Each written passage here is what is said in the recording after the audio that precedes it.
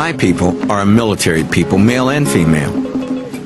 My revenue is the proceeds of the sale of prisoners of war. All my nation, all are soldiers, and the slave trade feeds them.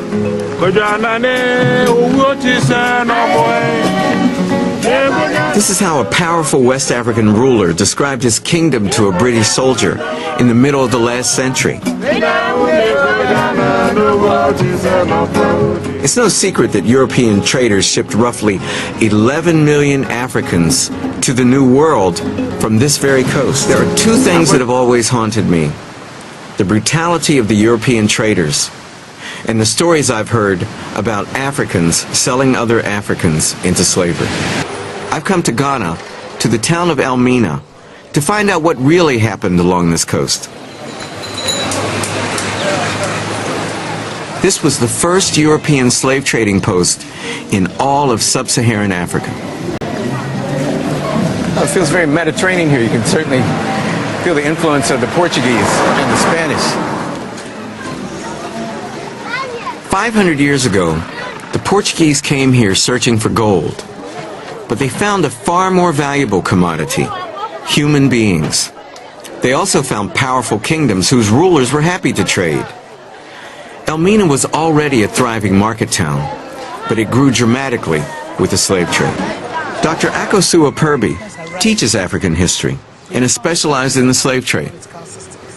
The Europeans came to Africa in the 15th century, and when they arrived, they found a well-knit political system in Africa. A well-made political system? Yes, well-knit political system. In other words, they were centralized state with kings, chiefs, well-established political systems. They also found that there was a well-established economic system in terms of trading and so on. And so they recognized who the Africans were. And they found strong states, kings who were ready to negotiate with them on equal basis and partnership basis, both in the trade and so on. And in fact, when the Europeans started building the forts and castles, they asked permission from the kings to build their land, to build the forts, and then they paid rent for the forts. So they needed, as it were, the Africans to agree on equal basis or partnership basis to enslave their fellow Africans. So if Africans had not sold other Africans to the Europeans, there wouldn't have been a slave trade? I think so, because the Africans were strong enough. If they had said no, perhaps the Europeans themselves would have tried to go inland, and that would have been very, very difficult. The Atlantic slave trade, occurring from the late 15th to the mid-19th century and spanning 3 continents, forcibly brought more than 10 million Africans to the Americas. The impact it would leave affected not only these slaves and their descendants, but the economies and histories of large parts of the world. The crops grown in the new colonies, sugarcane, tobacco, and cotton, were labor-intensive, and there were not enough settlers or indentured servants to cultivate all the new land. American natives were enslaved, but many died from new diseases, while others effectively resisted.